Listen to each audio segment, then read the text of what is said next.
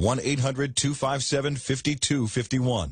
Attention military service members. If you use dual-sided combat arms earplugs during active duty between 2003 and 2015 and then suffered tinnitus, ringing in ears, hearing loss, you may be entitled to financial compensation. Contact Thomas J. Henry for a free and confidential consultation. Dial pound 250 and say keyword compensation. That's pound 250, keyword compensation. Call Thomas J. Henry now and get the money you deserve. Principal office in San Antonio, Texas. You'll have the option to receive a one-time auto-dial text message from this station.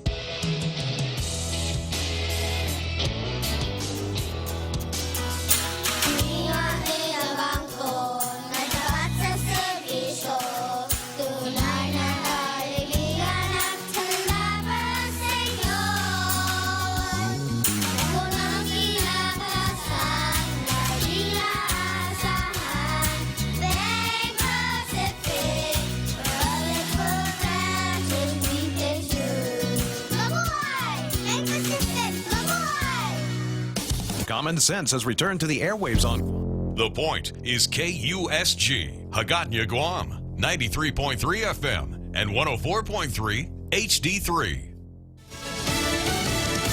Shutting down production. I'm Richard Jordan, Fox News. A strike by thousands of auto workers will close 55 General Motors facilities, halting U.S. production. 49,000 United Auto Worker members are now officially on strike after the union failed to reach a contract agreement with General Motors on Sunday. Now, we know that talks broke down during the day on Sunday, the UAW describing the situation as contentious, but has agreed to return to the bargaining table on Monday morning. GM says it has made substantial offers, but union officials say they are far apart when it comes to wages, health care, and use of temporary workers and other major items on the agenda. Fox's Aisha Hasni. OxyContin maker Purdue Pharma filed for bankruptcy protection. The company reached a tentative settlement with many of the state and local governments suing over its role in the opioid crisis. Bankruptcy means that Purdue will likely be removed from the first federal opioid trial. Drone strikes on Saudi Arabian energy facilities cut more than 5% of the world's daily crude oil production, likely to lead to a price hike at the pump. The Trump administration says it has reason to believe it knows who was behind the attacks. Iranian Foreign Minister Mohammad Zarif implied in a tweet that U.S. Secretary of State Mike Pompeo was being untruthful this weekend as he blamed Iran for the new escalation. The attacks come amid concern of a larger conflict in the Gulf and a tense relationship, if any, between Iran and the United States. Now, amid these Iranian denials and the Houthis in Yemen claiming responsibility for the strikes this weekend, there is no evidence linking any Yemeni rebels to this current event. Fox's Trey Yingst. Hurricane Umberto is a Category 1 storm with maximum sustained winds of 75 miles per hour. It could cause rip currents at beaches from northeast Florida to North Carolina through Monday evening. America's listening to Fox News. Mezcla Chamorro Fusion Bistro brings you island hospitality with a true taste of modern Chamorro cuisine. A bistro look that feels like home. Their menu features local and traditional flavors with a twist. From their famous Calaguan Hafa to fresh ahi poke salad and their award-winning barbecue ribs. Mezcla takes your favorite local dishes and serves them with extra flair that you'll only find at Mezcla Chamorro Fusion Bistro. Stop by their newest location in the Grand Plaza Hotel in Tumon. For reservations, call 969-2652. Mezcla, a true taste of Guam. Rain. It's nature's way of cleansing the earth. Yet by the time that rainwater makes its way to your home, it may not be exactly the same as nature created it. A Connecticut water treatment system can improve the quality of the water you and your family drink and use throughout your home, so you can be sure your water is clear, clean, and fresh, just as nature intended it to be. Connecticut, for refreshing ideas on water. American Water Tech, a passion for improving lives through better water. Opinion. The Democrats running for president are out talking about issues and each other. Frontrunner Joe Biden was in Birmingham to remember the deaths of 4 black girls in a church bombing 56 years ago. He says while we've not yet banished racism and white supremacy to history, the greatness of this nation has always been and must continue to be that we still strive to relegate it. Some Democrats still question Biden's fitness to run at his age. On NBC's Meet the Press, 2 2020 contenders weighed in. Beto O'Rourke says, who the hell cares, right? With Cory Booker adding, anybody that I was with the other night would be a better president. The Democrats will debate again next month in Ohio. Gernal Scott, Fox News. The Cars frontman Rick Ocasek, known for the smash hit Just What I Needed, was found dead. Police say there was no sign of foul play. He was 75. Number one at the weekend box office remains the same, but a new movie is hustling its way up the ladder. It Chapter 2 brought in over $40 million to keep the top spot in its second week. I've seen all of us die. It consumes us from the inside until we don't have a choice anymore. You lied. Coming in at number 2, the new movie Hustlers. It tells the true story of some New York City strippers who start a con that involves drugging their wealthy marks and running up credit card bills they get a cut of. We're a family now. Damn, a family with money. Damn. Hustler stars Jennifer Lopez. It earned $33 million. Gerard Butler's Angel Has Fallen finished third. Newcomer The Goldfinch brought in just $2.6 million, finishing eighth. Debbie Hanley, Fox News. A large fire erupted just before the Indianapolis Colts and Tennessee Titans were set to play at Nissan Stadium in Nashville. A piece of pyrotechnics equipment ignited near the sidelines. No one was hurt, and stadium employees quickly put out the fire. I'm Richard Jordan, and this is Fox News. Well, everybody's heard about the bird. The bird, bird, bird. Circle K has a 3-pound rotisserie chicken, now available for the introductory price of $9.99. It's the biggest, tastiest, and most affordable rotisserie chicken of its kind on island. Save even more by getting a family meal with 2 sides and a bottle of wine for only $25.99. The Circle K rotisserie chicken. Get yours today. Circle K. Take it easy. Save big. Save really big when you bundle up your insurance policies with Nanbo Insurance. Insure your home, auto, motorcycle, or business with Nanbo and enjoy great savings, up to 50%. When it comes to insuring your property, no one knows better than the company with over 50 years of service to the community. Don't compromise the things that matter to you most. Call Nanbo today at 477-9754 or visit nanbo.com for more information. Nanbo Insurance, serving you since 1968. Tall Tales with Bob Klitzkie is brought to you by Bank Pacific. Banking on the Pacific for 65 years. Welcome to Tall Tales with Bob Klitzkie, the only show on talk radio where common sense is a lot more common. Phone lines are now open at 888-TALK. That's 888-8255. And now, The Point proudly brings you Tall Tales with Senator Bob Klitzkie. And now, sitting in for the vacationing Bob Klitzkie, here's Daryl Taggarty.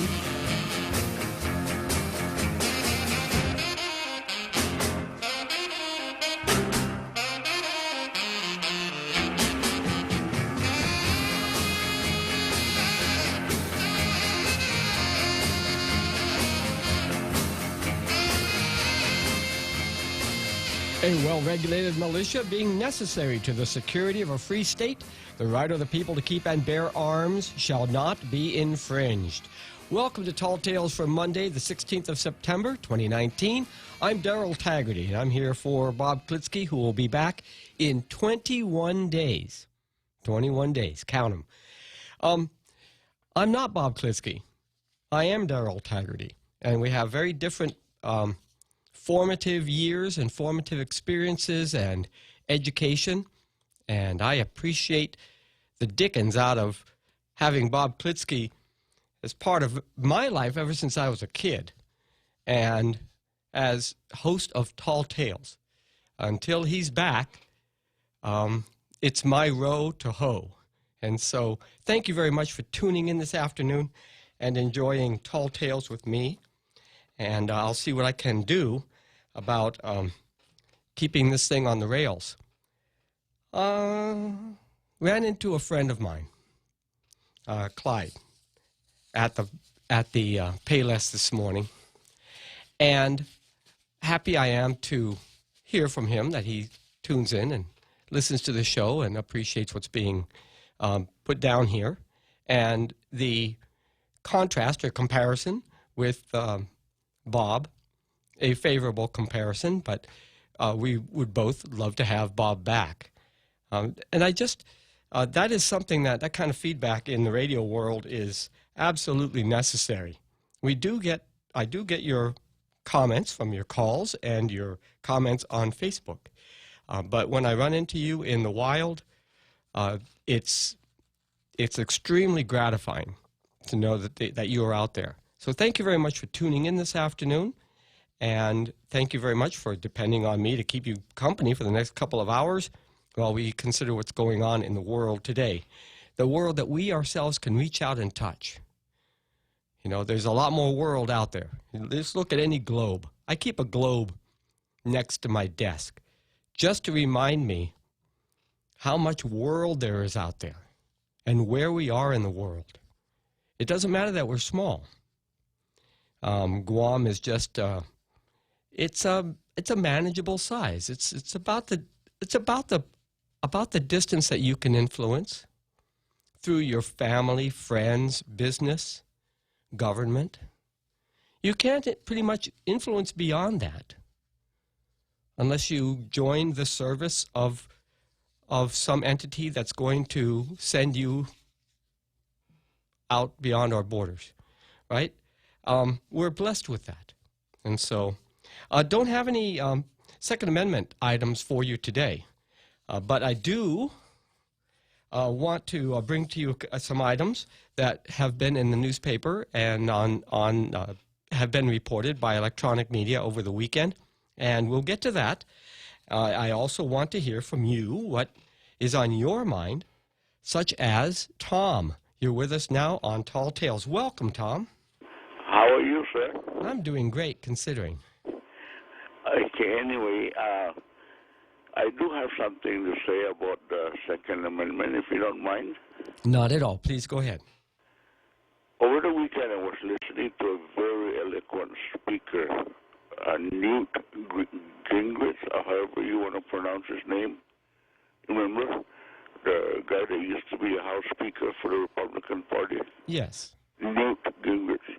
Newt Gingrich. He's a very good speaker. And he said something that kind of opened my mind about the Second Amendment. And I kind of believed him when I started reading the Second Amendment itself. You know what he said? What's that? He said that the Constitution is not the one that gave you the right to keep and bear arms. All the Constitution did is it guarantees that the right that you already have, that was already given to you, which is unalienable, that right that you already have, the right to keep and bear arms, shall not be infringed. That's what the Constitution is saying.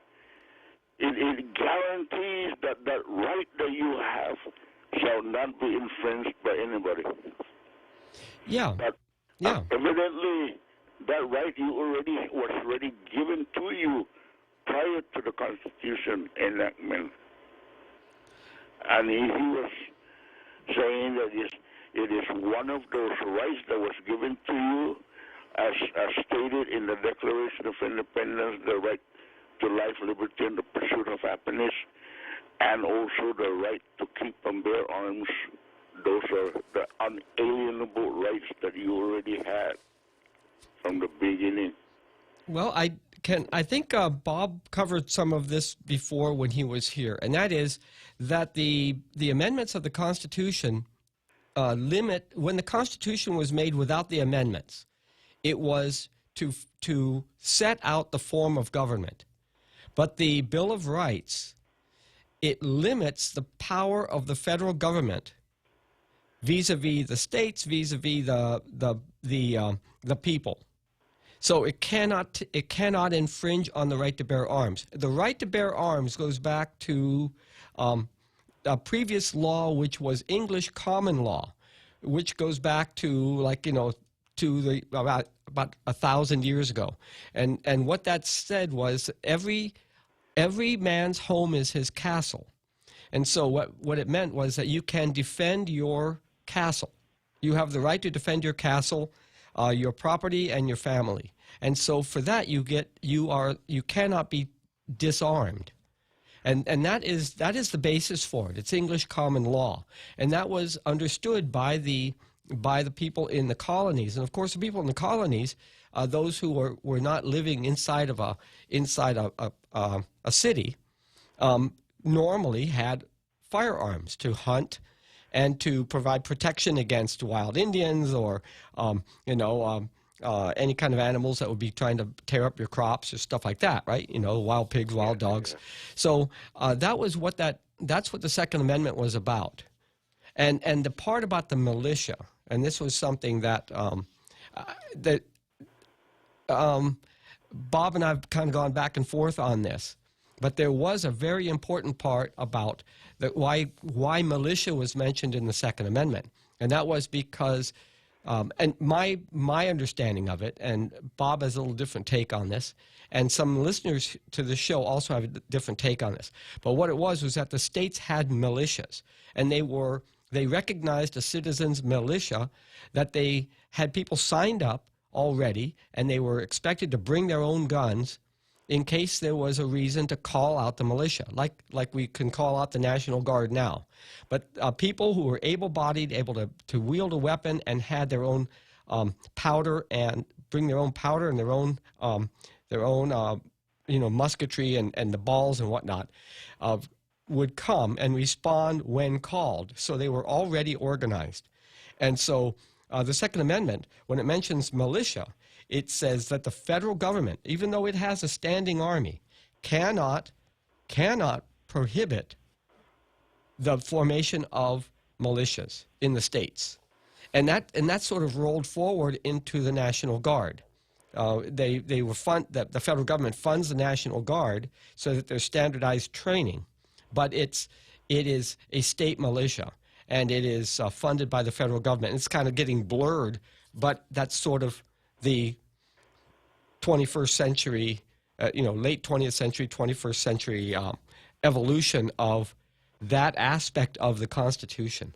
And so you are right. And Newt Gingrich is right to point this out. And that is why the Congress, no matter what happens with mass shootings, the Congress is very reluctant to pass laws, national laws concerning restraining the nationwide by the federal government to restrain the bearing of arms. There are regulations that are already in place, and that's the whole prohibition against automatic weapons and silencers and things like that. And those laws don't seem to be successfully challenged in the courts. So you can't own a bazooka, right? That sort of a thing. So those kinds of there is some line that can be drawn, but what's happening now is actually one of the reasons I don't have anything on the Second Amendment today is I'm still waiting for that other shoe to drop, which is the negotiations between the bipartisan group out of the Congress and President Trump to behind the scenes hammer out something that all three can agree on. They can go back and have the vote in the House, they can have the vote in the Senate, they can have the signature by the president. That because they all want to be seen as doing something about the mass shootings, but it is not likely to be something that is an infringement of the general population to bear arms, but of certain people who have become listed as a problem, as a public potential public menace. Yeah. And so that's where we are today. I know that they already banned the automatic weapons, but I hope they don't ban the semi-auto also. I don't want them to force us to only have a single-shot rifle where you have to load one round, fire it, then inject the cartridge empty, and then put in a new one. That's Amen. Call that bolt action. I don't want that bolt action. Oh, what you get is a pump. I want my semi-automatic. You get a pump shotgun. A pump shotgun. You got 7 shots, but and you just hold the trigger down and just pump, pump, pump, pump. And you've seen that.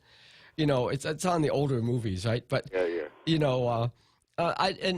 that's one of the objections to banning semi-automatics, and that is you can ban any class of weapon that you can define. It's very difficult to define a semi-automatic in a way that can be enforced by, it can be enforced, reasonably enforced. And so, because laws have to be specific. So that's probably not what they're going to do. They're probably just going to stay with registration. For purchase of guns, you have to be registered before you obtain the gun, and extend that to areas where it's not now covered in the states. But we'll see what happens. I mean, it's up to them to kind of figure it out. Okay. Talk to you later, all right? Thank you very much, Tom, for the call. Bye. Bye-bye. And I've got Joe on hold on line 2. Welcome to Tall Tales, Joe. Hey, Daryl. I think the concerns, I don't know, I'm not an expert in guns, but I think the concerns are misplaced because, first of all, you have to be pretty good at using a gun you have to be a pretty good shot to be able to defend yourself against a tyranny of usually a minority, right? Like the totalitarian. Anybody who comes at you to use force, and they're not doing so with as an extension of we the people, is somebody that you need to defend yourself against, because your life or liberty is being threatened.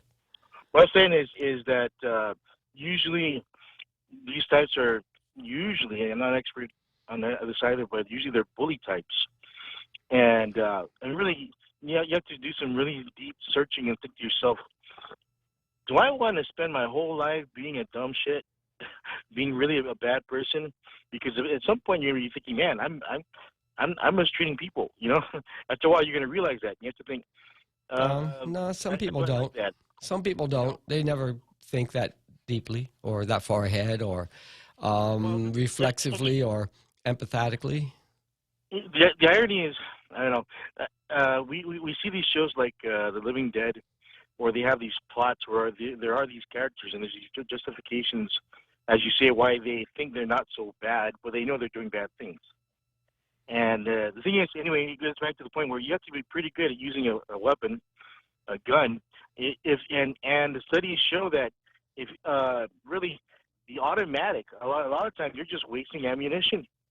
It's really better just to have either semi-automatic or just your regular rifle. Yeah, well, the ammo. Yeah. If you are in a militia, if you're in a militia, just self-defense, and it's for all the right reasons, you want to conserve your ammo because you're up against people with money, right? You don't have the money. You're the little guy. You're the underdog. You know what I'm saying? No, yeah, I think you're making assumptions here. You have no idea who's going to come at you. And some people feel like they need to have something that's got more firepower, and that's where the semi-automatic comes in.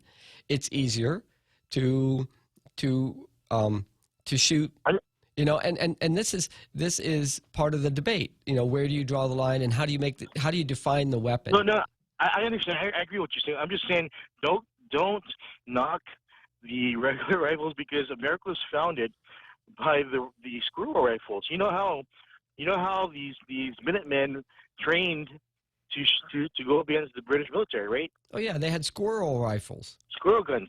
Yeah, squirrel guns, but the squirrel guns. You try shooting a little teeny tiny squirrel from a big old, however big these trees get, and you're going to be a pretty good shot. So don't be too overly concerned or knock it, because if you have enough people out there feeling oppressed, some of them are going to be knowledgeable in how to make firearms and ammunition, and they'll be making it probably for free to get out to the people, to defend the people. Oh, yeah. So yeah. I think all these fears I'm hearing, they're kind of premature. But that's just my impression. No, that's right. That's why the Bob sent that My Lazy Pistol humorous item that I read out on Friday, because it's not the weapon, it's the person. The person is committing the act. The weapon doesn't commit the act. Now what? By the way, And they're trying to try to figure out how to reduce the lethal power of that's available to any member of the public under the Second Amendment. And that's the fine dance. That's why I said we're just waiting to see what it is because these people have been thinking about this stuff for decades. What can the president and the Democrats and the Republicans in Congress agree on, and then we'll see what goes forward. In England, they outlawed arrows, right? That if you're a commoner, you could not have, if you're caught with an arrow with a point in it, you get in a lot of trouble, right? That's why they have these blunts for hunting, right, and small animals. So if it ever comes to the point where they're saying, hey, it's illegal for you to have use these kinds of arrows or sticks and stones and whatever you have, then I'll start being concerned. But otherwise, I mean, look at the whole team of special forces. And there's a new movie, Rambo, coming up, by the way, soon. There's going to be enough in our nation. There's enough people out there for the next 10, 20 years who are well trained. That if someone is tyrannical and if people understand it, I think I'm going to leave you with this one thought. Thanks for your time. Mm-hmm. Well, I think it was Winston Churchill said we have the worst form of government except for everyone else.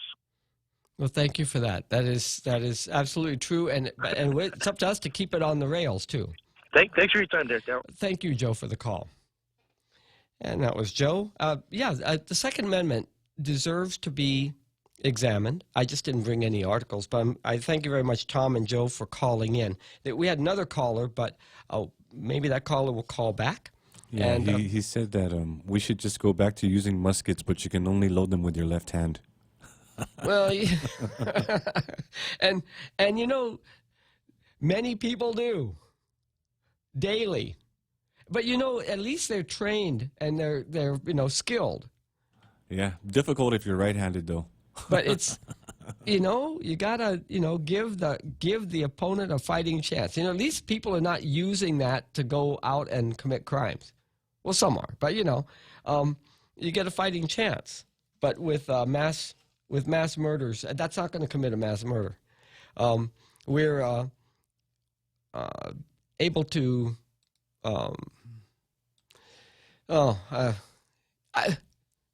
Real Joe, you got me off track here.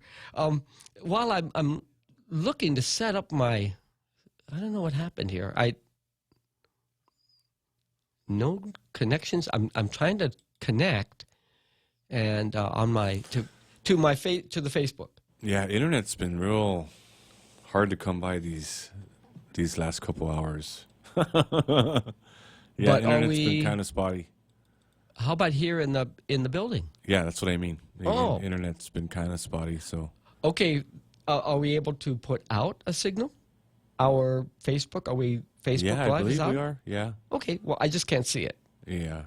Okay, well, I will continue to try. In the meantime, we will, I got several minutes here, but let's go ahead and get started with Zami Kotny.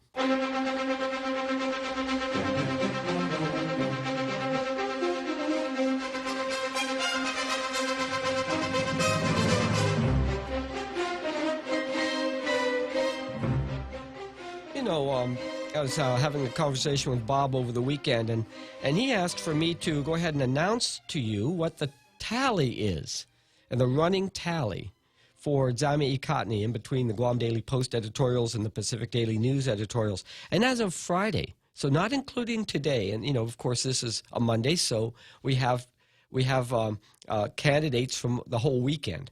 But as of Friday, the 13th of September, the tally was, including Bob, right, is Guam Daily Post 139 and the Pacific Daily News 52.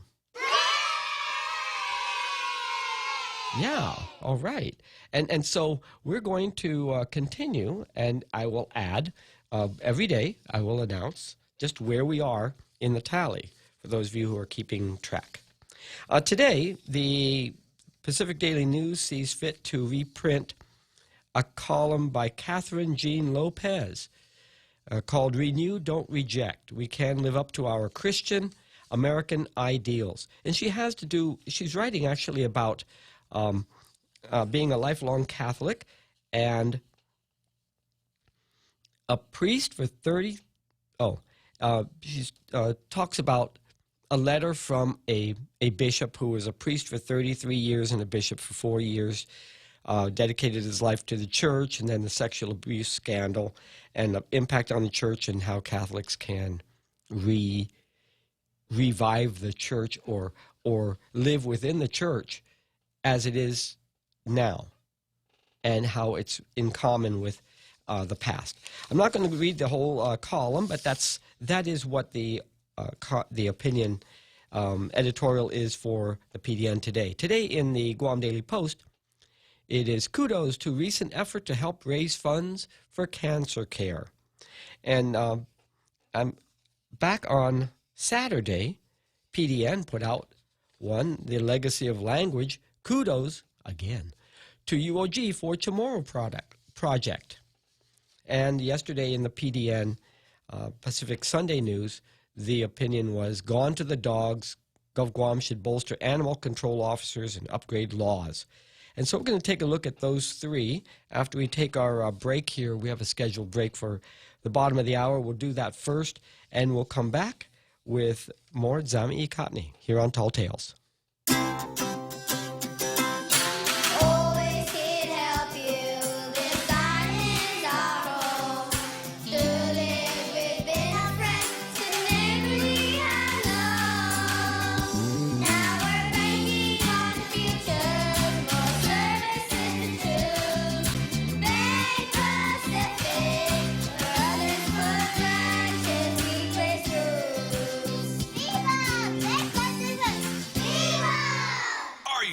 For some football.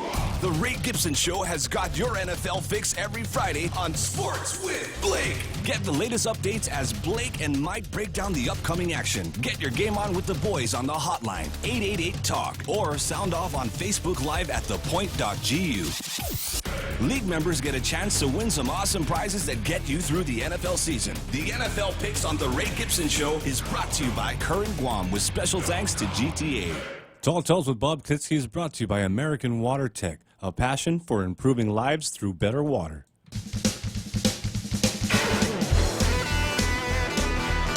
And now back to Tall Tales with Bob Klitzkie, the one radio show politicians don't want you to listen to.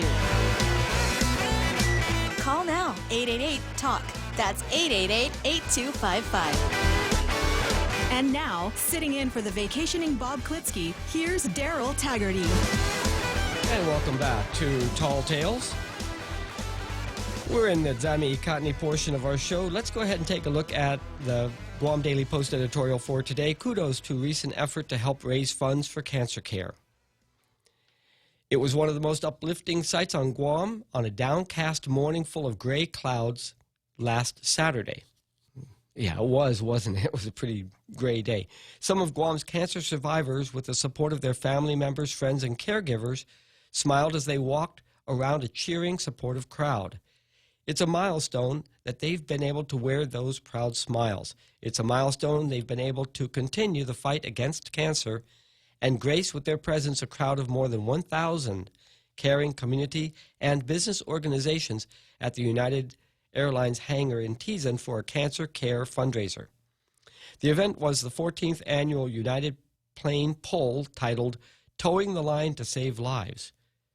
This year's fundraiser involved 32 business and community organizations that took turns pulling a parked Boeing 737 that weighs 145,000 pounds. So divide that by, it's like 70 tons. The co-ed and men's teams that pulled the fastest, in just around 5 minutes over a 12-foot distance, get to keep their title rights until next year's competition. As a result of the fundraiser, more money has been raised for the American Cancer Society and Guam Cancer Care. This year's event raised more than $20,000, which directly and equally benefited the two cancer care organizations, according to its organizer. The annual plane pull event is organized and sponsored by United Airlines employees. There have been more than 12,000 participants over the past 14 years, and the annual event has raised close to $360,000 for local charities.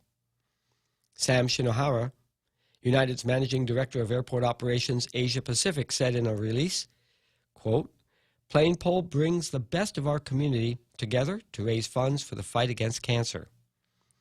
The event offers a way for our community to join efforts in this ongoing fight. It also allows our cancer survivors to see there are many in our community who do care, and that they and their loved ones are not alone. We join the organizer in thanking the many who spent their time preparing, participating in this worthy cause, and highlighting Guam's spirit of giving. And that is Guam Daily Post. Kudos to recent effort to help raise funds for cancer care.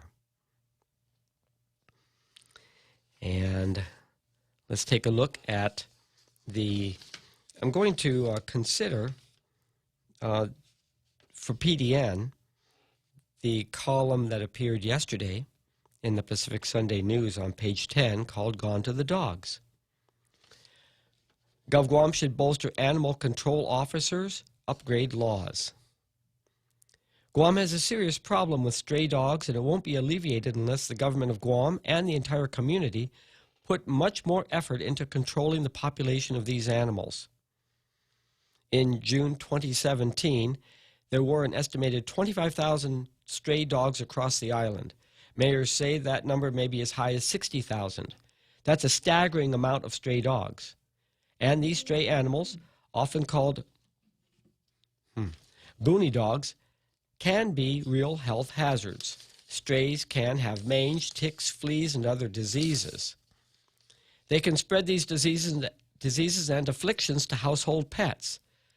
Boonie dogs also sometimes are threats to public safety, chasing and even attacking children and adults. And according to Dr. Thomas Poole, the territorial veterinarian, each single female stray dog can produce more than 120 new dogs every 18 months. He said the government captures about 1,000 a year, which doesn't even make a dent in the population when you factor in all the new puppies born to strays every year. Quote, "Like most jurisdictions, we find ourselves incapable of controlling stray animals simply through rounding up, trapping, apprehending them, finding homes for those we can, and euthanizing the rest," Poole has said.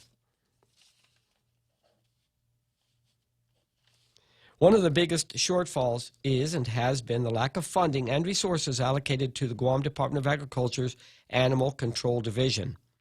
At one point, there were as many as 22 animal control officers. There are fewer than a handful now to deal with the plethora of strays roaming our neighborhood. Mayors are frustrated. They're the ones usually called when there's a problem involving stray dogs. They say they're tired of hearing discussions of the problem. Another gap is the lack of animal control laws.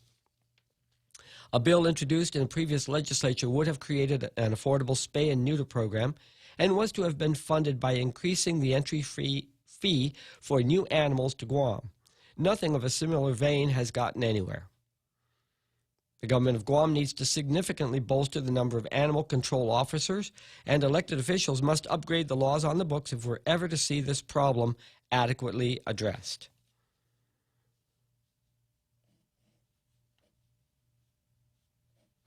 And so, I also want to mention that Kristen DeMolanta wrote a column that appeared in adjacent to this editorial called "Guam Should Use they messed up this title. Guam should use, or start, the use of a trap-neuter return policy." Kristen DeMolanta, a resident of Tamuning, and also a literature teacher. And so, it's a good view. She puts forward a perspective that did not come out of the other discussions earlier in the week concerning the government's own efforts to address this problem. Let's see what's shaking on line one before we come back to Zami Kotnik, and maybe it's on this subject. Let's see. Dave is on the line. Welcome to Tall Tales, Dave. Thank you very much. Thanks for taking my call. The problem with the stray dog population is everybody wants to talk about trapping, neutering, and releasing wild dogs. I mean, you don't catch those smart dogs with a trap. They know better. We're not willing to make a political decision to take care of them. The thing is, if they want to be humane, then use a darn tranquilizer gun. Just go out there, bam, bam, bam, take them down, euthanize them, period. If you want to neuter them and release them, I mean, because of the very vocal minority that are these bleeding hearts, that's one thing. But the professional, or excuse me, the really good dogs that are stray dogs, they're not going to walk into a trap. They know better than that. So let's be real and quit talking stories. That's the problem with the government. They'll want to talk, and even the mayors. Let's just take a position, get some tranquilizer guns, and take care of the population. It's that simple. Anyway, thank you. Thank you, Dave. It's as if they don't notice that we notice. We hear them wringing their hands, whether it's the mayors or the Department of Agriculture or the Bleeding Hearts or the homeowners and dog owners. And you heard me wax poetic about this the other day about when this whole thing started up again. I mean, this has been around since I was a kid. But about how, these dogs are depended on by their owners to patrol. But the owners are not standing there when the dogs are having fun jousting with kids walking to the bus stop. And it's an irresponsible owner, but the dog is being held responsible. And the owners are not there, shooting the female dogs with the hose when they're getting frisky or when the other dogs in the neighborhood are coming around, right? So it's a matter of responsibility. And at some point, I mean, Dave, you've got a good grip on one aspect of the problem. The Bleeding Hearts have a good grip on another aspect of the problem. The mayors have a good grip on their side of the problem. Agriculture has a good grip on its side of the problem. And it's not one solution. They keep trying to boil it down to one thing. It ain't one thing, because the dogs are not all the same. This is not a homogeneous population that every dog is equally, that's not within a fence, is equally to blame or valued or unvalued. You can't just say, okay, the sick ones and the healthy ones, the ones that are fed and the ones that are not fed. That's one way to break it up. But it's going to take a smart and comprehensive approach that is graduated in not in priority, but in effort. So 40% of the effort is going to be put, and resources are going to be to address this kind of a category of dogs. This other effort is going to go to another category of dogs.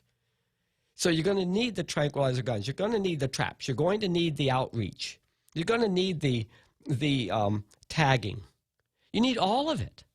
And if there are laws to be updated, by goodness, can't the people who are in the know about why their hands are tied be speaking with somebody at the legislature? And then those somebodies at the legislature, they themselves have to put their heads together, because it takes 8 of them to agree on anything that's going to fly out of there and make a difference. And maybe 3 or 4 of them are going to be approached separately, and they can put everything into one bill and put all 4 names on and get 4 more to sign on and get it through what needs to be done to enable the other facets to come together and address this systematically. Now, this is what I thought the big salaries were for. That's why to me, that was the justification for giving people raises at the beginning of an administration, because we just elected officials that were going to bring in people who were going to do something different than the same old, same old. And they proved it because they were the appointees were automatically better. And forgive me if you think I'm a kind of a broken record coming around to this, but when you are valued more highly, then you should actually be producing more. There should actually be more. Thank you, Dave, for that call. Jack, welcome to Tall Tales. How was your weekend? Hey, man, that day of all rain, it was the sickest I've been in the last 5 years. I was totally under a cold. I couldn't, no matter what I took, I couldn't stop dripping, sneezing, coughing. Because probably you were in the rain, but you weren't in your MGB. No, it was my wife. My wife gave me this cold, and it finally took, and I kind of got through last week without having any symptoms on the air.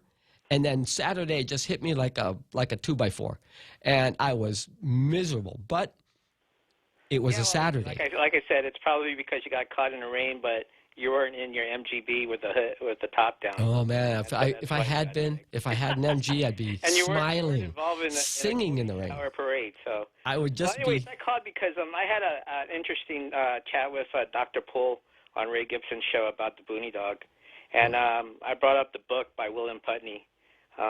He came out of a book, Always Faithful. William Putney was served in the Marine Corps here during World War II, and he was in charge of the K-9 unit. And in his book, on page 190 and 91, he discussed about the Boonie dogs, the local dogs here in Guam. And when he brought the K-9 unit here from the States, they became sick. They were really sick, grievous sick, near death and stuff like that. But all the Boonie dogs were healthy. Yes. And so he said what he did was he rounded up all the Boonie dogs, as many as he can, and he did a blood transfusion to the regular military dogs, and they became they became well, excuse me. And, they went about their own business, cleaning it up. So anyways, he established the first war dog memorial ever, and it was here in Guam that it was first established, and later on moved on base in Sumai, and there's a replica in his alma mater over at I used to visit that. University of Tennessee. I used to visit that up in Dedido. Yeah, I used to go there when I was a kid. Yeah, it's no longer there. It's in Sumai now. Mm-hmm. So anyways, it was moved to Sumai because of vandalism. But anyways, I asked him, I said, should the Boonie dog be recognized as a species upon itself, based upon the historical relevance? And, he kind of hinted that what maybe what Putney didn't really happen, and I kind of was thrown back at that comment, because it's in print. And so I was taken aback about that. But my question would have been, should it be recognized as a species upon itself, just like, the dingo in Australia, the wild dogs. And so, in your article that you just read, there's no distinction between there's no distinction between a Boonie dog and a stray dog. They're all synonymous, put in the same word. So I remember a while back, Judy Guthers tried to get a law passed, and I don't know whether it went through, to recognize the Boonie dog as a species in here in Guam. And, the distinction that Dr. Poole gave about, when you come to a society that's broken down and in the verge of, that's already collapsed, the thing that you see common is this small, Boonie dog type canine surviving. And a comment was made that said, well, does that mean that society that we know is breaking down? And Ray Gibson laughed and said, no, that's not what it means. But you could put the shoe on the other foot. Does that mean that the Boonie dog as species is coming to an end at its very, tail end of survival? So, it's a question that we should ask. We grew up with Boonie dogs, and historically, in that book, Always Faithful, they contributed to the, to us winning the war. Be not human, but canine. And I think it's a question that we should ask. And I know a lot of people want to bury that because they think that the Boonie dog is a nuisance and doesn't contribute to society and isn't relevant. But every characteristic that we give to the Boonie dog sort of reflects to the characteristic of a Chamorro, a survivor, you know, struggling in a harsh element. Don't tell my friends who say, hey, you know, I'm not an animal. I'm just saying the characteristics that we give to the Boonie dog are survivors, you know, harboring the harshest environment. Small to the ground. Well, you know, I actually some years ago, built sturdy, built for this type of climate. So, you know, I don't know. To myself, I think pretty much the Boonie dog that we know that existed in my childhood probably doesn't exist anymore. I don't know. I'm not a biologist or a zoologist or anything like that, but I think it's an important question. Before we talk about spaying, neutering, euthanizing, rounding up, I think we should ask this question: is the Boonie dog, as it is in Guam, is it unique to Guam? Is it something that we consider, you know, the Guam dog, like we have a Guam flower or Guam? You understand? Yeah. Or you know, Guam floral. So, you know, these are importance that we should. This is a question I think we should ask. I don't know whether you have just asked, and I'm going to fold that into the continuing discussion. Thank you, Jack. Okay. Okay. That was Jack, and we will come back with more of this discussion after these messages. Chili's Guam invites you to our new location, now open on the second floor of Tumon Sands Plaza. For the past 10 years, we have made Guam our home and celebrated moments with our familia and friends. From birthdays to first dates, anniversaries, and everything else in between. We're keeping it going with our new location where you can hang out with family and friends over fajitas, burgers, ribs, and margaritas. Treat yourself to an elevated guest experience at Chili's like no place else. Now open on the second floor of Tumon Sands Plaza. Chili's, new location, same bold flavors. We understand what matters to you because at Docomo Pacific, we're a family too. With the Now Family program, mom, dad, and kids stay connected on the latest devices the whole family can enjoy. For just $155 a month, get 3 lines with 30 gigs of 4G LTE data each, and endless use of your favorite apps without affecting your monthly data bucket. Add more, get more, save more. Docomo Pacific, better together. Some conditions apply. Tall Tales with Bob Klitzkie is brought to you by Bank Pacific, banking on the Pacific for 65 years.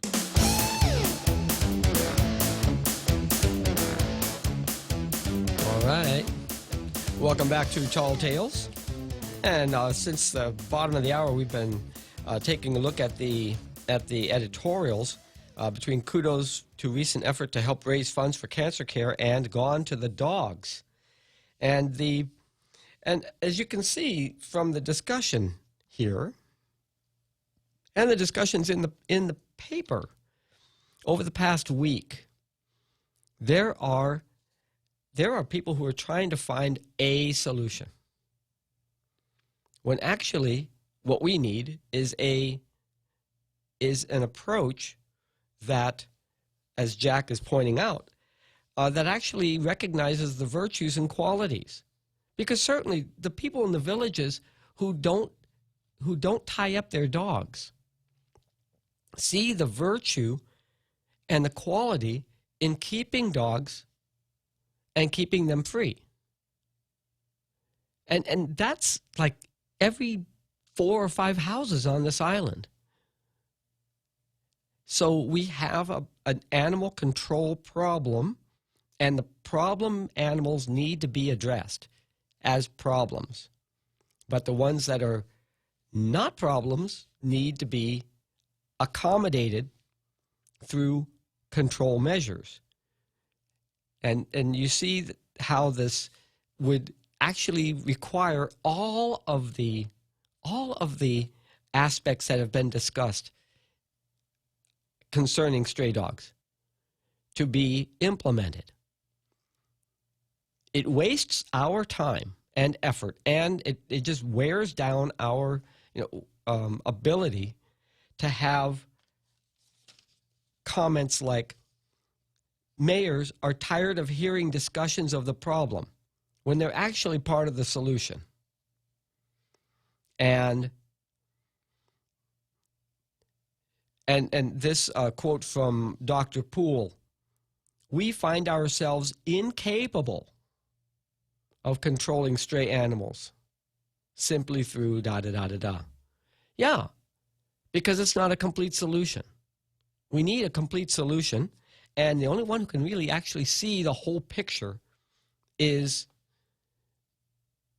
the elected leadership, because all of the ideas and all of the response, it focuses there and then it comes back out because they will enable it. They have to understand it, big picture, and then allocate resources to each of the elements where it doesn't take 22 animal control officers. It may take 5 animal control officers or 4 at Department of Agriculture who are, as career animal control officers, will coordinate the response of those mayor's staff who are able-bodied to go out there and implement within their villages. And it may take traps that are provided to mayor's council by Public Works or somebody or a contractor who's going to fabricate them and get them out in the sizes and heft that are required. You already see in the articles that this is being done, that they have the traps, they're deploying the traps. USDA is deploying the traps, but there's lots of paperwork involved with that, red tape. Well, how about cutting through some red tape by having locally funded traps? Maybe some of that mayor's office budget can go to addressing this. Since actually it's a Department of Agriculture function, but instead of having 22 animal control officers, we've got how many mayors? And they've got how many staff? And there's got to be at least 22 in there who can do this part of their time without having, 22 classified positions over at Department of Agriculture to do nothing but stray dogs. Actually, we need to have a comprehensive approach to this. And there ain't nobody saying this. We just keep, describing facets of the problem.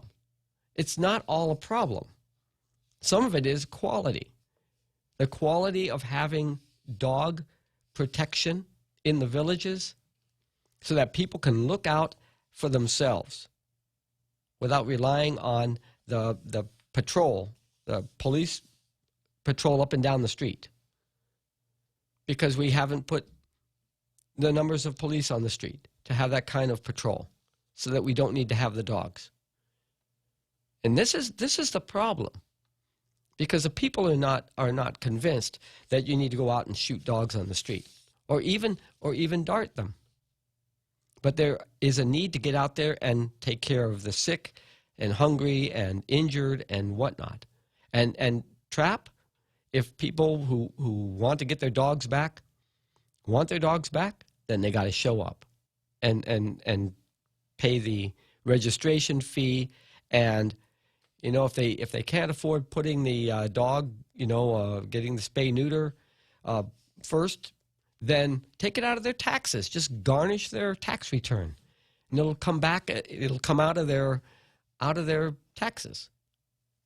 And whatever they can't take out of their taxes, it'll be like GMH. We just suck it up, and that's the cost of the spay neuter program. Only part of it. But if somebody wants their dog back, they gotta pay the freight. That's how much that dog is worth. Really, not that I'm the only one saying this, but we certainly don't see this kind of a discussion in the media. Well, we should have this kind of a discussion in the media so that we can move forward and solve the problem not keep stirring this thing around and thinking ourselves as impotent because we haven't come up with one solution. There isn't one solution. There is a coordinated and deliberate approach that is smart and not impotent. It's already funded. My goodness, we already put money out. Let's get it done. Wow, we're getting close there, aren't we, Real Joe? Ah, see? I knew you had the band ready to play. All you had to do is just let us know that they're in that background playing. It's a minute before 5 o'clock. Time for Fox News at the top of the hour and our station identification and our thrilling halftime show. Stay tuned and join me again for the second hour of Tall Tales here on The Point.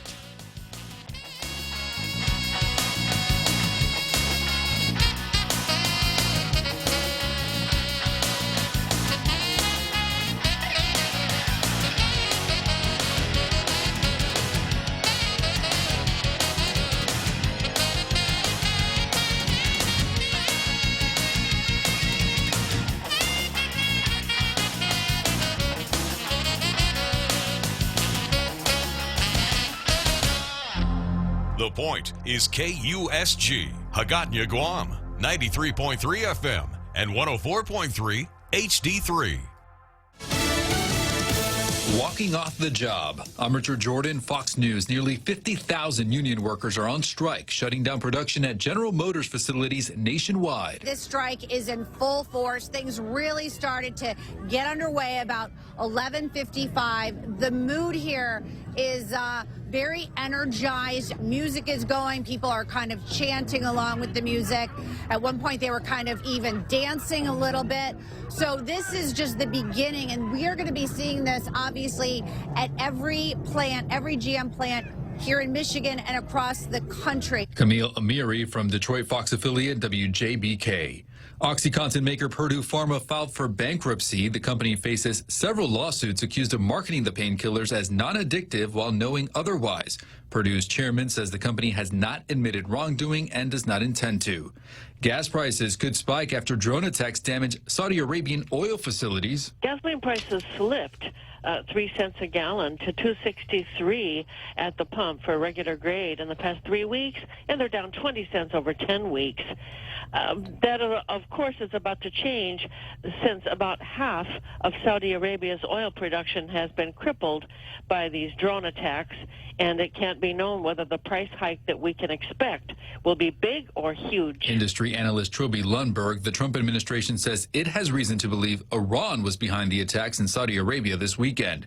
The White House says President Trump will announce his next national security advisor soon. Counselor to the president Kellyanne Conway on Fox News Sunday. Maybe as soon as this week or the next week, the president is engaging with, interviewing, indeed actively interviewing a number of highly qualified candidates for that position. And it is the president's agenda, his foreign policy, national security beliefs. America's listening to Fox News. Water. It covers nearly 3/4 of our Earth. From vast oceans to millions of rivers and streams, we're all concerned with protecting our world's water. But none is more important than the water you and your family drink and use throughout your home. A Connecticut water treatment system can improve your water so that your family is using the best water in the world. Connecticut, for refreshing ideas on water. American Water Tech, a passion for improving lives through better water.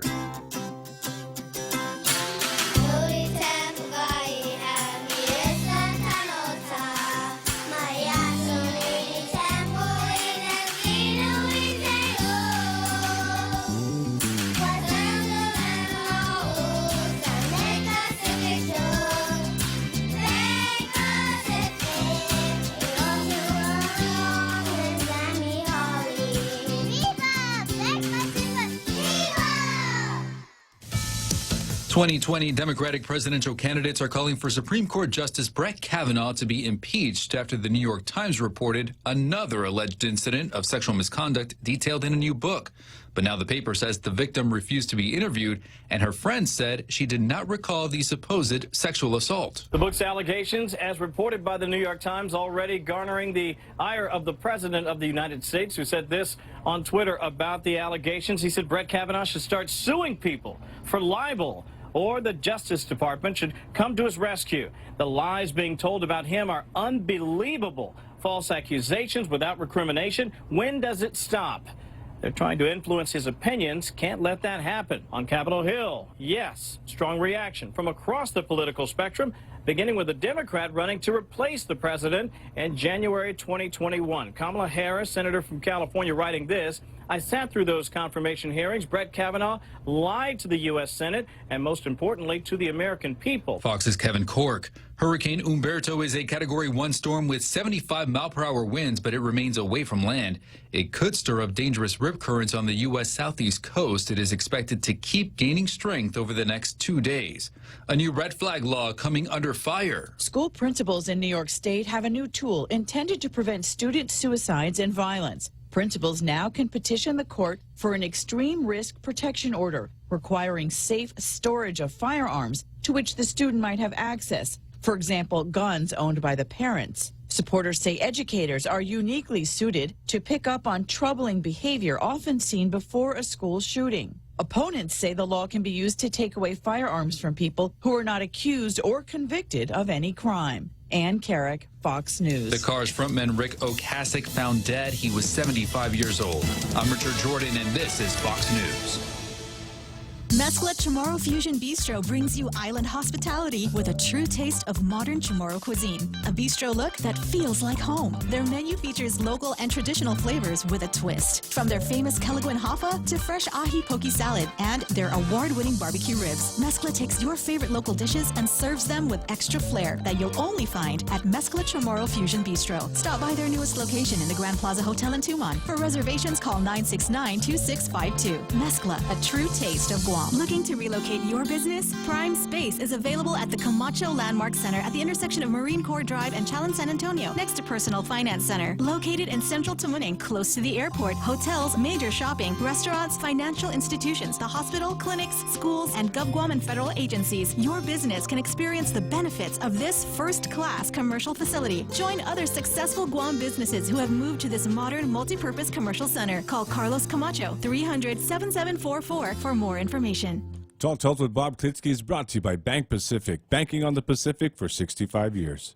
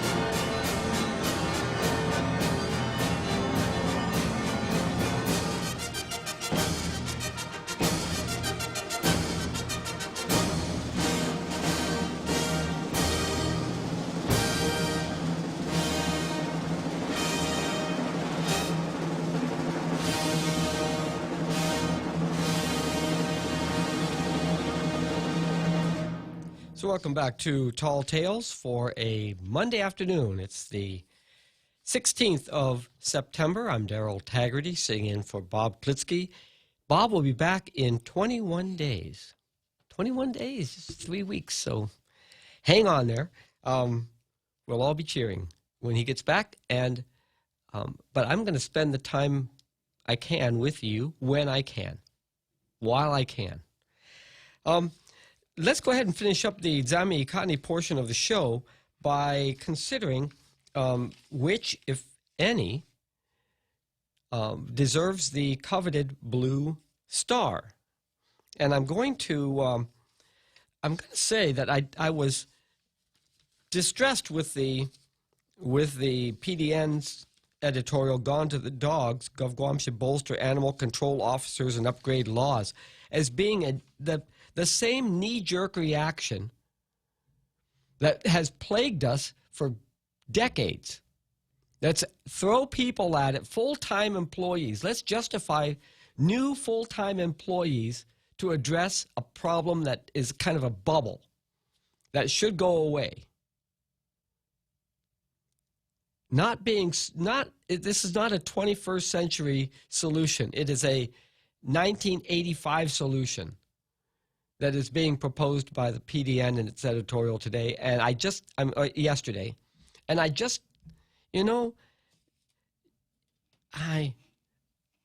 think it takes more thought, to exercise the leadership of having an editorial column. And so I would, especially since they have the entire history right at their fingertips. Now, we don't have access to all those stories that have been filed over the years, but they've got file cabinets or drives full of past stories. They could go back and write 2 pages on the history of us moaning and groaning about stray dogs on the island for as long as those papers have been around. And they don't. And they should. Because it's not a crisis. It's a crisis of people who are getting paid not doing what they're paid to do. If there's any crisis at all, it's a crisis of having people on the payroll who are not engaging the problem effectively. And I say that because we have people on payroll now to address public problems and devise public solutions, and they are empowered and they are funded. And the public and the press are stirring the same issues around and around and around. And while the people who are being paid are laughing about it.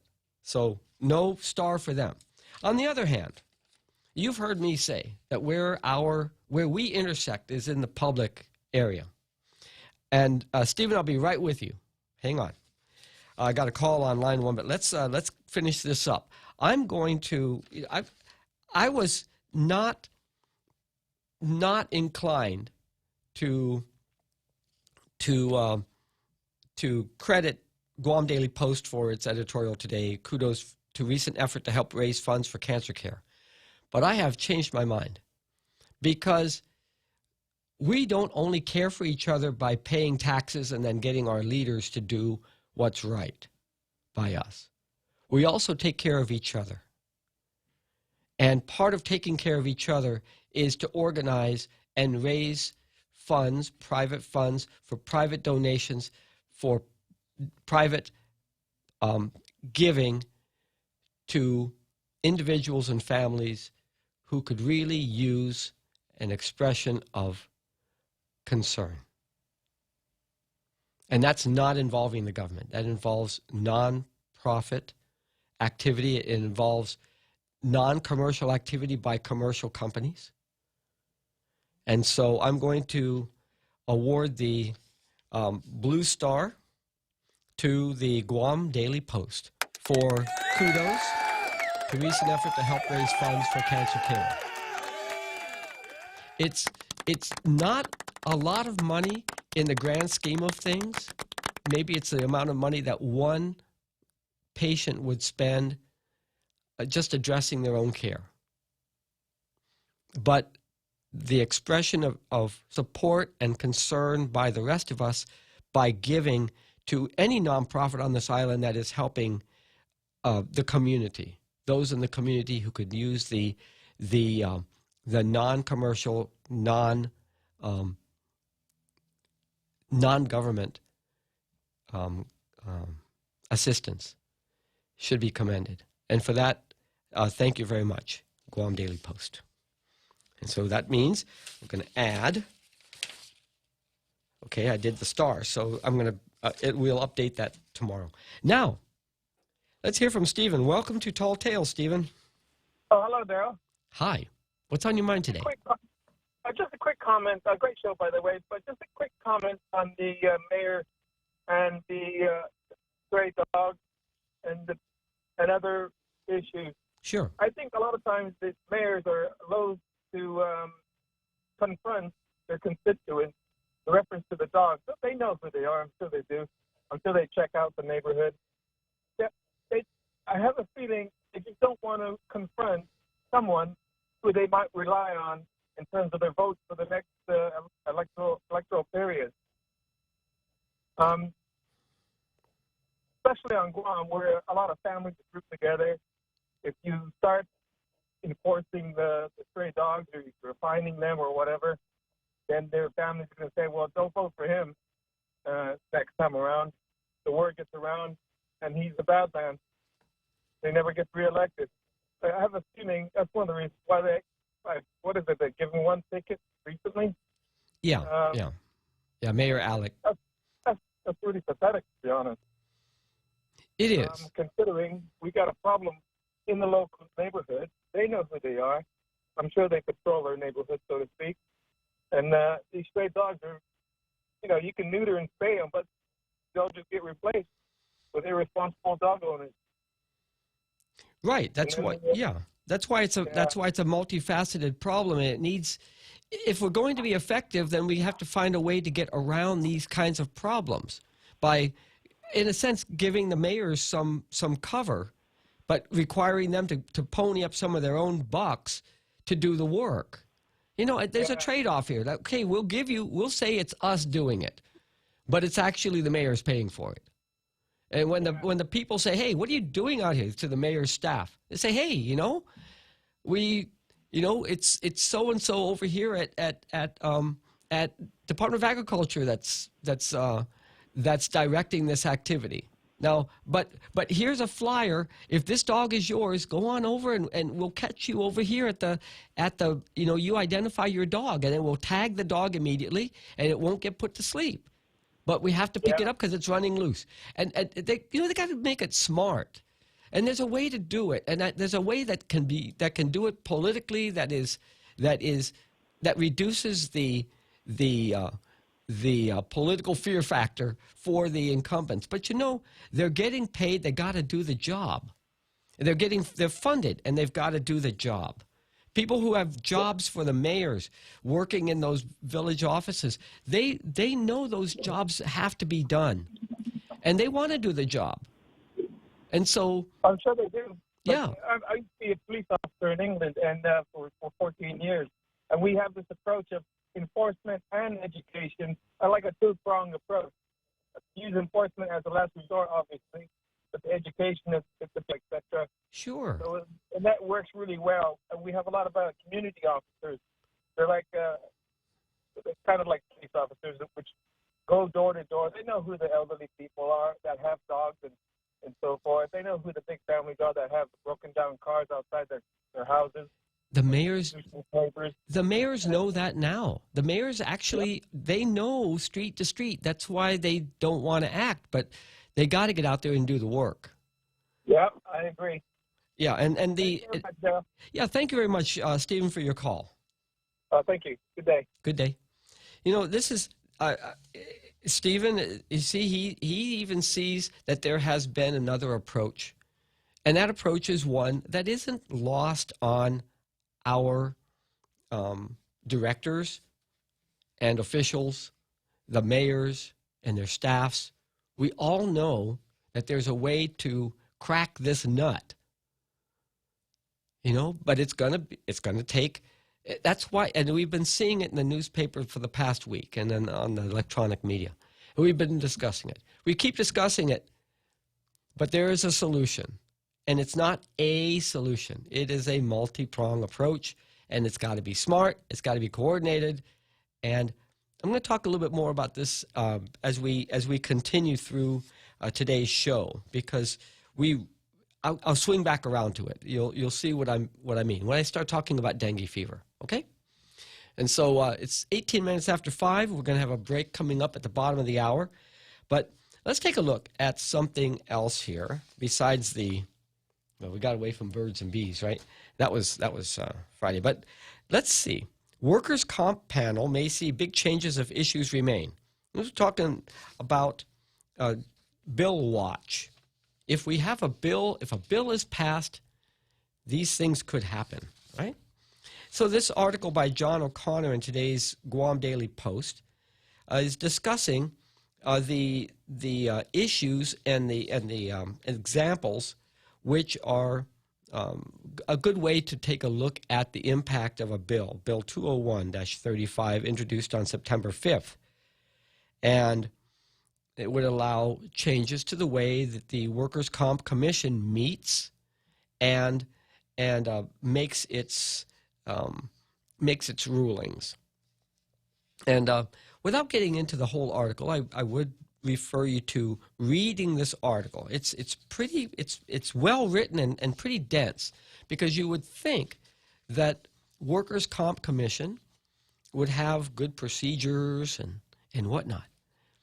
But workers' comp goes back to like the 1950s. It sort of tracks the improvements of workers' compensation on the federal level, national level, since going back to the time we first had workers' comp, as in the nation. And the Guam Workers' Comp Commission hasn't really kept pace, especially, they're talking about allowing the commission members to meet over the phone or through video conference. But you see, they have to allow that because you can't really have discussions without meeting, or you would violate the open government law. But these are not really open cases because these are claims, and there's a way to proceed with them. And so there's another proposal, which is to replace the Board of Commission with an administrative law judge, or have an administrative law judge, which is basically a lawyer that will examine the case and allow it to, allow the parties to stipulate so it goes forward, but holding it to a litigation standard. Because the society has become more litigious, and it's more prone to challenge because of the size of the awards. And there is a requirement of due process of law to compel companies and insurance companies to pay out on rulings that would stand court scrutiny, that could because of their size. The Civil Service Commission is using this administrative law judge. PUC does. And other agencies might, and commissions might do that as well. This is a development of what I know of as being the regulatory state. We have a nation of laws. We have a government which is run according to law, and when you have interaction with you bump up against the laws, there's a process. But part of that process has been refined. The laws have been refined by issuing regulations. And so the regulations state the procedure that you go through in order to resolve conflicts. And this is the regulatory state. So that you operate in accordance with the law. And so maybe these kinds of ideas, this whole idea of what's being discussed here in Workers' Comp panel, could be used somewhere else, like Chamorro Land Trust. Wherever procedures and decisions exceed some minimum value, say $50,000, you don't think that the land that the Chamorro Land Trust is handing out is worth $50,000? I mean, just single lots. In the long run, worth $50,000? I believe it is. But you see how their decisions are not. They're more discretionary and or political, rather than adhering to the rule of law or regulation. And so this is where Guam is sort of developing towards the government of Guam is evolving towards a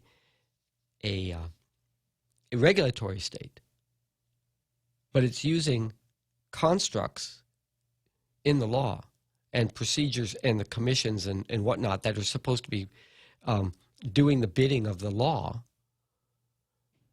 But these are constructs from the 1960s and 70s and 80s. And they've really outgrown the issues, and the society has moved on. And we do expect people to adhere to the law. But what's standing in the way? These very same constructs that the legislature is making to make commissions with 5 citizen members and no specialized staff, to make decisions on things that can end up in court. We need to get beyond this. This is really old thinking. And this is where the reorganization to cut the cost of the government of Guam can come in so handy. It's just, And so let's go ahead and keep moving through. I have a big stack of things I wanted to talk about, but what's important are what's interesting to you. Did you see how much activity was on the news on Friday evening on electronic media, KUAM and Pacific News, Pacific News Center? Those questions I was asking late in the day about, what is the response? And in fact, there was a response to dengue fever, and a very heads-up response. And it was well described towards the end of the day. In fact, they had already used the people that they had released from GovGuam work to go clean up the beaches. They used some of them to do mosquito eradication within 200 yards of the home where the dengue case was isolated. And they went through the neighborhood, house to house. And that's a response, and I'm very happy to hear that. That didn't come out strong in the news, except on KUAM and PNC. And it was just a little mention in the post, I think, I've got a stack of articles. It's too much volume, but I wanted to summarize all this. But consider this: dengue, okay, versus dogs. Mosquitoes, right? We're talking about mosquitoes versus dogs, stray dogs. It's both animal control. One is a threat to personal safety, and the other one is a threat of disease, endemic disease, like endemic dogs, right? Chronic dog problem. So what do we have for GovGuam specialist teams concerning dogs? Do we even have any teams? We have specialists in all aspects of stray dog control. We have a territorial veterinarian. We've got mayors and their staffs. We've got Department of Agriculture. We've got, USDA. But do they act as a team? Are they working as a team? What about the GovGuam specialist team for the mosquito? Dengue fever response. Boy, oh boy, they have a protocol. They have an SOP on what to do. Arbovirus response. It's right there in the cabinet. They opened up the cabinet, they pulled it out, they called all the contacts, they got them together and said, here we are, let's go. That is a competent response. Between the GovGuam specialist team for dogs, stray dogs, and the GovGuam specialist team for mosquitoes, which one has focus, competence, and protocols? There's no SOP for stray dogs. They should. Write one up. Somebody's getting paid to do this. They haven't done it. Or some director is getting paid to address this generally, and he or she hasn't done it. And his predecessor, her predecessor, hasn't done it. And that predecessor didn't do it. And that's why we have a stray dog problem, because we're not addressing it. And there's no team, and there's no SOP, and there's no, heads-up response. It's a low-priority item. It's going to stay low priority. Neglected chronic issue versus an issue requiring same-day action. Our government is competent. We have people in place.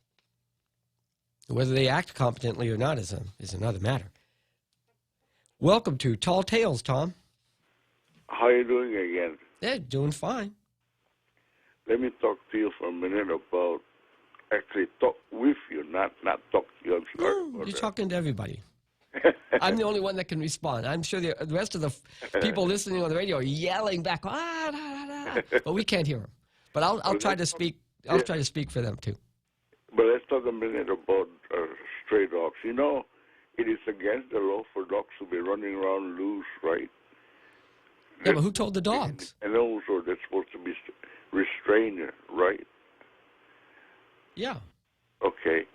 So let's catch those dogs that are violating the law and let's deport them. You know where we can deport them to? They're not immigrants. They're native. Well, they're born locally. They have a birth certificate. Yes, but we could deport them to London landfill. No, it's not. No, you deport them to the landfill, but we got to kill them humanely, though. Like the gentleman that called earlier said, we could tranquilize them and euthanize them. You know, there's nothing wrong with killing them humanely. We have the right to defend ourselves as humans, to defend ourselves against the diseases that they could give to us. Like rabies, for example, okay?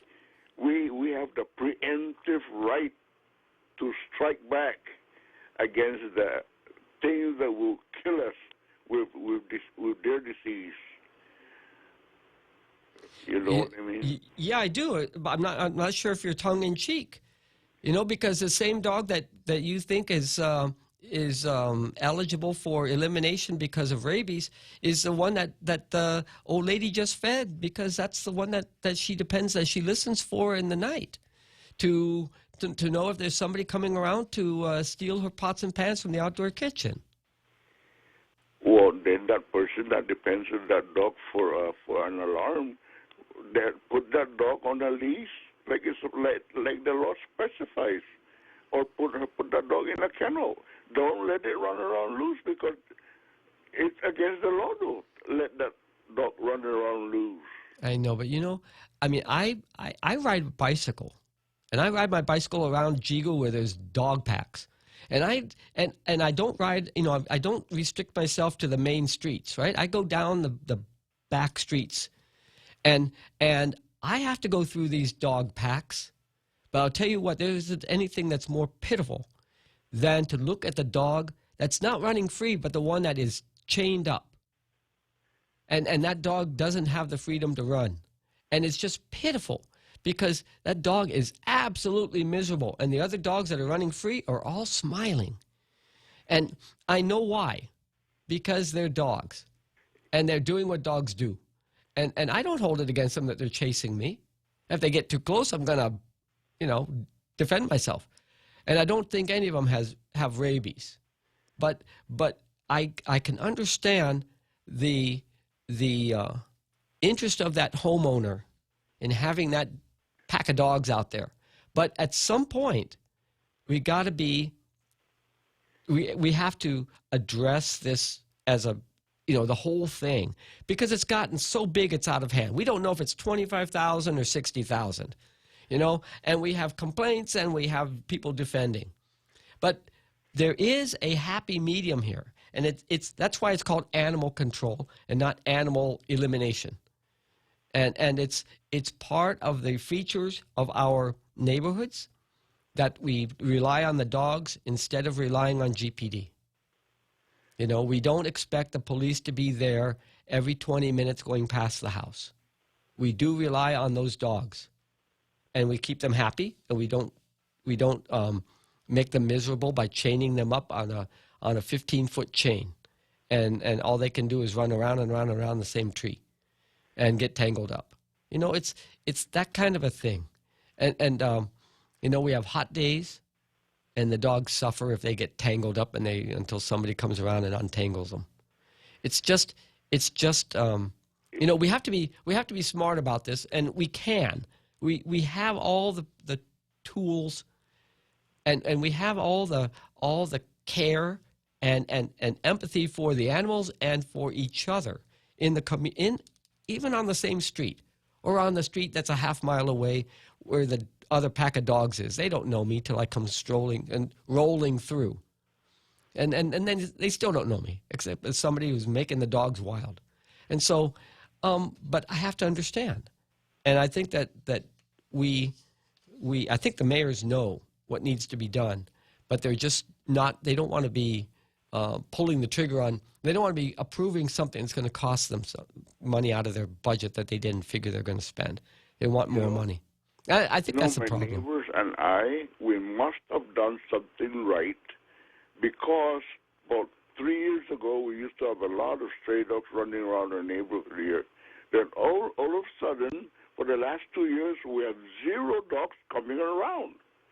I don't know what we did right.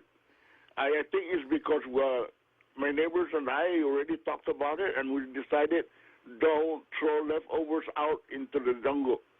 Because I think it encourages the stray dogs to come around. Oh, yeah. So they're coming around. They can't find any more food in our neighborhood, so I think they're staying away from our neighborhood because there's nothing here for them to eat. I think that's what each neighborhood should do, is don't encourage the stray dogs to come around. Just don't throw out your leftovers. Well, there is also, the mayors could go through and they can find street by street, what dogs belong to people, and tell them, okay, we're going to round up dogs. Bring your dogs in and you tie them up or else we're taking them. And then you're going to have to come down to the mayor's office to identify them. Yeah. Okay? Thank you, Tom. Yeah, I'll get it, let you go. But you know why you got sick over the weekend? Why is that? Because Friday we're giving a whole litany of lists why men are happier than women. They retaliated against you. No, my wife is the one who gave me that. All right, I'll talk to you later, buddy. Okay, thanks, Tom, for the call. Okay, it's 5:35. Let's take a break here, 7th inning stretch, and we'll come back for the last half hour of Tall Tales today. Well, everybody's heard about the bird. Bird, bird, bird.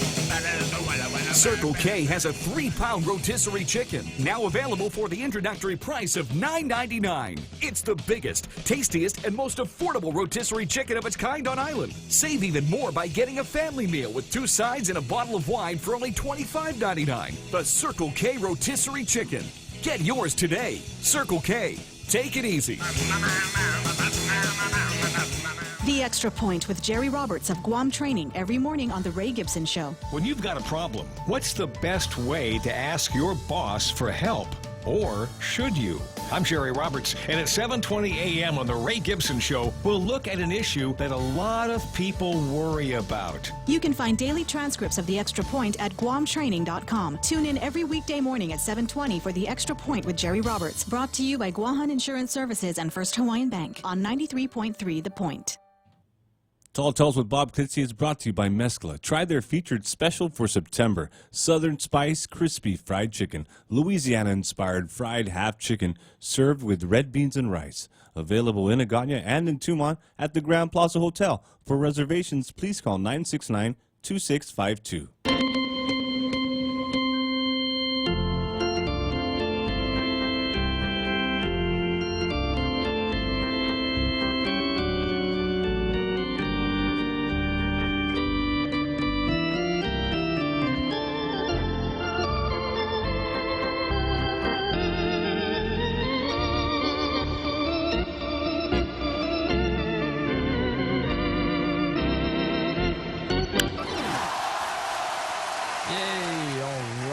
And here we are back again on Tall Tales.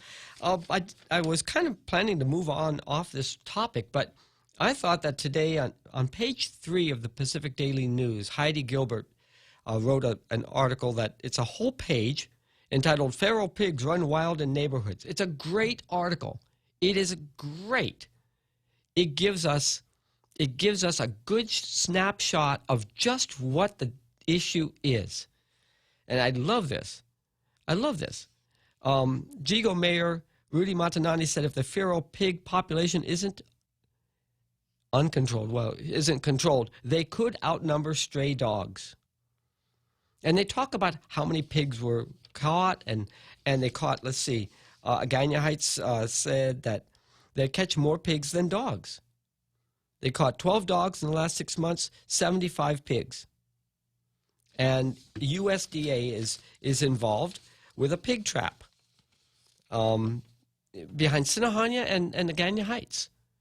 And because of all the sightings in Santa Rita and Jigo and Afami and Agana Heights and back behind Sinahanya by the old post office, yes, there are more pigs.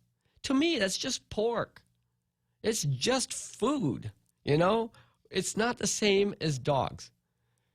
It's much, you know, it's like saying we have a chicken epidemic, you know?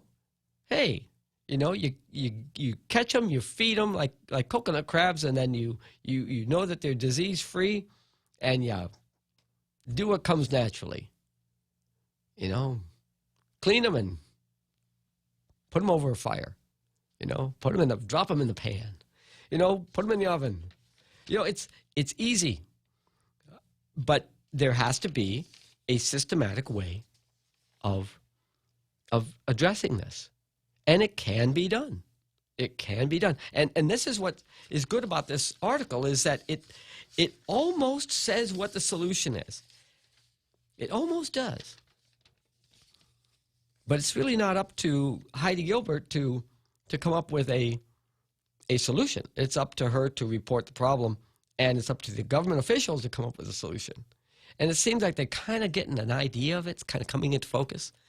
And so I wanted to bring that up with together with this discussion of dengue fever and stray dogs. And we'll get on to another subject in a moment. But first, Jack is here. Jack. Oh, Daryl.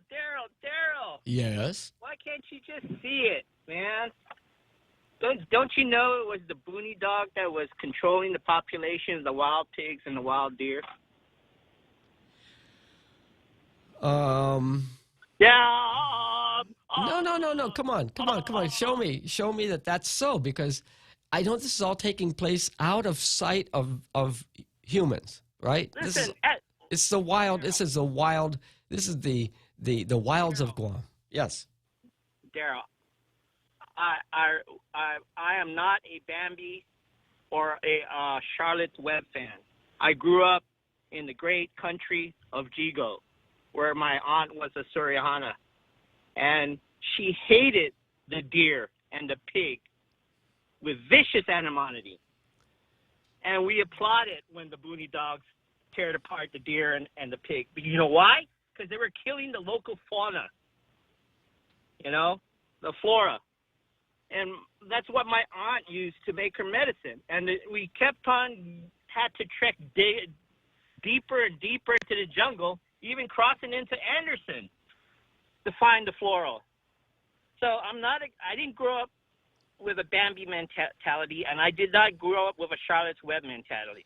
I grew up with the reality of the island, that these wild pigs and wild deer did a lot of harm to the natural vegetation. And so, you know, my aunt back in the 70s and 60s carried a buckshot gun bigger than her.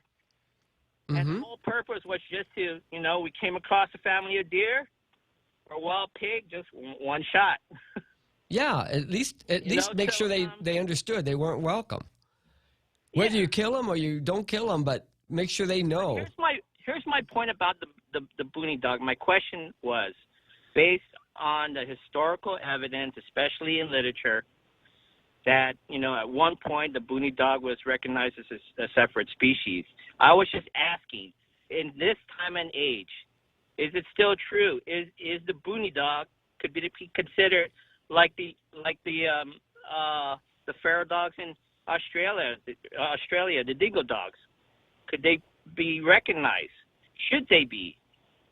I mean, there's a big difference between that basset hound down in Tumon, which is the heartthrob of the tourist industry. You see it all around social media. It has more pictures than that dinosaur in front of Sandcastle. So, you know, that's a stray dog. But in honesty, me, no, to honestly, No, I'm laughing because listen, you're bringing a great point to this discussion. Thank you. No, Two. That's the third point you've made. one more point. Sure. One more point, and this is it. All boony dogs are stray dogs, but not all stray dogs are boony dogs. Yes. Okay? Yes. So I totally disagree with the article that says that boony dogs and stray dogs are anonymous. I don't think they are. I think a large part of the population is wiped out because of Del Davis. That guy brought in a boony dog, a real boony dog, to be euthanized almost every day when he lived up in Jigo. So, and then at the same token, he made a push to have every greyhound be shipped first class to a rich family in another part of the world. So the guy just puzzles me and amazes me, and I hope somebody takes up, you know, a look into this. I don't know. Well, you know, I want to thank you again for bringing this up. All right. Now more people know about this aspect of animal control on Guam. And so I want to thank you again. This is great. All right. That was Jack. Now we go from Jack to Joe. Joe, welcome to Tall Tales. Do you think that this issue is big enough to be dare I say, a political party or an issue for the next governor?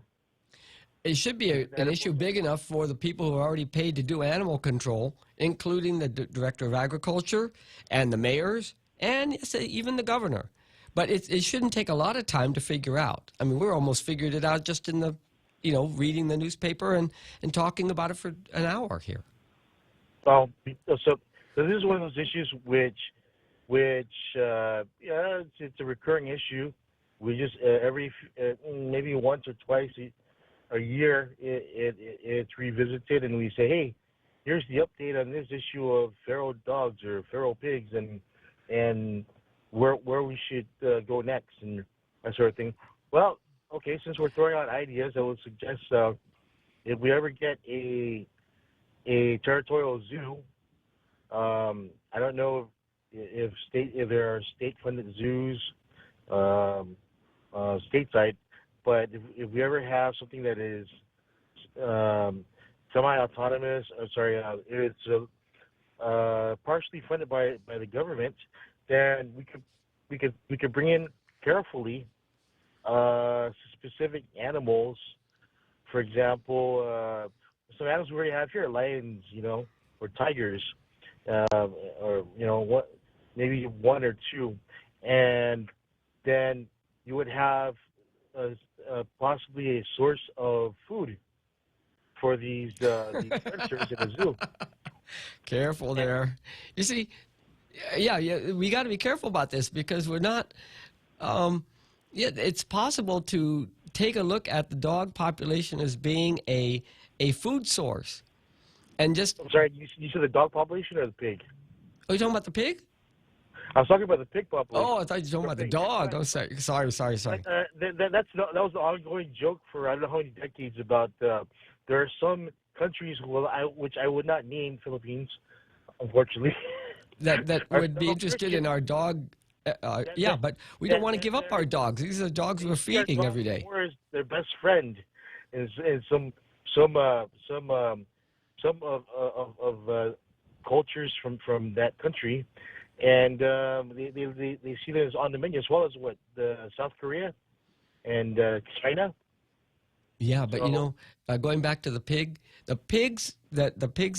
If we had somebody who was going to gather, you know, the pigs that are being penned, that was Heidi Gilbert's article today on page 3 of the PDN. If we're collecting pigs, then we can give the pigs to like the Village of Umatic for their fiesta, right? They don't have to go buy pigs. You just have to. When you trap the pigs, then you feed them, and you keep them in a pen, and you feed them and give them water, and you make sure they're clean, and then they're ready to eat. I'm not sure that they taste very good beyond what they call. Oh yeah, No, they're I don't think fine. the big ones taste as good as the little ones. You know, every large animal is going to taste different than the baby version of the same animal. Look at sheep. You know, you don't hear. You know, we don't eat mutton. You know, some places they eat mutton, but normally it's lamb. Even though it's smaller, right? That's the one that's really harvested for food. Are lambs, and so you know, we just have to be smart about this, and there's a way to do it, and maybe it's undercutting the market, but maybe there are people who can't afford pork, and they can get pork this way. You know, homeless people. You know, the kitchens that are cooking for homeless. That is part of their. The idea is we don't want to waste. If we end up killing wild pigs, we don't want to waste them. No, that's why the trapping. Yeah, but that's why the trapping seems to be effective, and you can get the pigs in the traps, and then you've got them, and it's just a matter of systematizing this so that we actually have, like, a pig farm. You know, how difficult is that? It may not be difficult, but it may take some government or private. Should they have a town hall? Do you think, investment. Should they have a town hall about it? No, just the people who are already dealing with it just have to finish having their meetings and come up with a workable plan. There are people who know how to raise pigs among the people who are currently concerned with the pigs that are invading the villages, but know how to do domesticated pigs. And it's just the transition from the wild to the domestic, and then There's the marching orders, everyone. Finish your work there. Daryl said so. No, I'm not. I'll keep listening. Well, thank you very much, Joe, for the call. And it's 5:50. We have a break here, and when we come back, we'll be hearing from Francis. Here at APL, our core values give the company its heart and soul. Whether it's connecting your business with our global network through our newly enhanced service or investing our efforts into giving back to the community, APL is committed to serving you. We humbly honor the opportunity to find innovative solutions for you and your business. To learn more about our enhanced service, call 588-4651 or visit www.apl.com/Guam for more details. GRMC's Neuroscience and Neurology Department treats a wide spectrum of disorders associated with the nervous system, spine, and brain. Some of the more common disorders include seizures, epilepsy, dementia, sleep disorders, migraine, and stroke, which is one of the leading causes of death on Guam. GRMC's neuroscience team is equipped with the latest technology and the finest neurological doctors. To make an appointment, contact GRMC Specialty Clinics at 645-5500.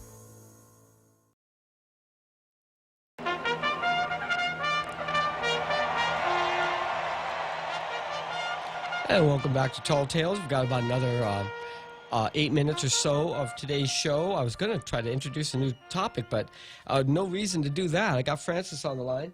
Francis, welcome to Tall Tales. Hey, Daryl, how you doing, man? Hey, man. Holding my own. I'm on your side when it comes to pork, you know. Pork, hot pockets, pork, dried pork, everything. I'm thankful. We're blessed with. We just need to keep them in the cage, you know, and maybe, like the other guys say, let's just cook, man, hardly, you know. Oh, don't get me wrong. Don't get me wrong, Francis. I'm trying to be a vegetarian. I'm just being an economist about it. I know that there are people who would really appreciate eating pork, not that they have to have it like morning, noon, and night, but they certainly would appreciate having it as part of their meal. And even some nonprofits or, community gatherings would prefer to have a reduced cost by using the resource that we have. Of course. You know, Darrow, I call you. We got a few minutes. I call because I'm hearing recommendations and from the public health and stuff and the things that we should be careful about, you know, in the home, in the residence, you know, with the containers, stuff, dengue, with the dengue stuff. But you know what?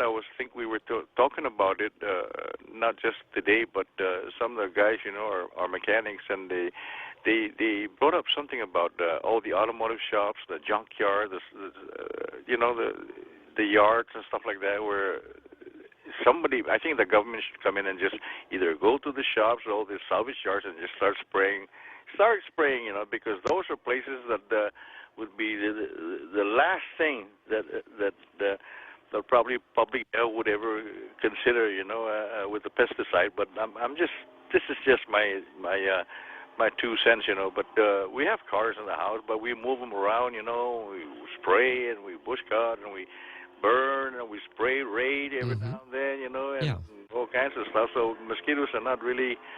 But when you go to the yards, the salvage yards, brother, you should see this stuff. Oh, yeah. I mean, you want to talk mosquitoes, man? Yeah. Anyway, that was it, Daryl. No, thank you very much for that perspective. And in fact, that's one of the missing aspects. Thank you for the call, Francis. You're welcome, Aldo. Yeah, that was one of the aspects that was kind of missing from all of the discussions. And that is, you did hear that on Friday, the Public Health, under the direction of Public Health, some Government of Guam employees who had taken the afternoon off to be part of the Micronesian-wide cleanup, instead of going to the beaches, they were mobilized by Public Health to clear mosquito breeding areas within, they said, 200 yards. That's 600 feet. So six of your neighbors, right? 100 foot wide lots, right? 6 houses down on all sides, north, south, east, west, of the home where the dengue fever patient lives, and that they're recommending homes. And there are areas that are not homes. There are jungles. There are banana plantations. There are junkyards. And some years ago, this was addressed by the military, island-wide, but especially on the bases. They went through with what was called a Smokey Joe. Now, I think that's really politically incorrect in this day and age to go through and have basically aerosol oil that's been mixed with a bug killer and fog the community with it. Even if you tell everybody you're going to do it, it's just not the way to do things these days. You got to go around with a smaller can and you're more targeted. But that's very intensive. And maybe what they need to do is to, have a truck drop off a big pallet of aerosol cans of bug spray and tell everybody, come down, grab 6, 8 cans and go around your yard, if that's what it takes. I was taking a look online because this also wasn't being discussed, but the kind of mosquito that is on Guam. I was looking at why it's considered not as much a threat as the Aedes aegypti.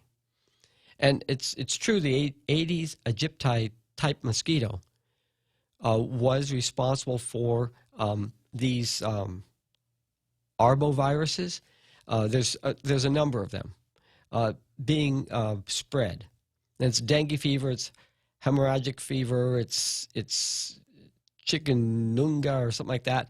And there's different things, right? Malaria too. But they eradicated it when it came to Guam during the Japanese time.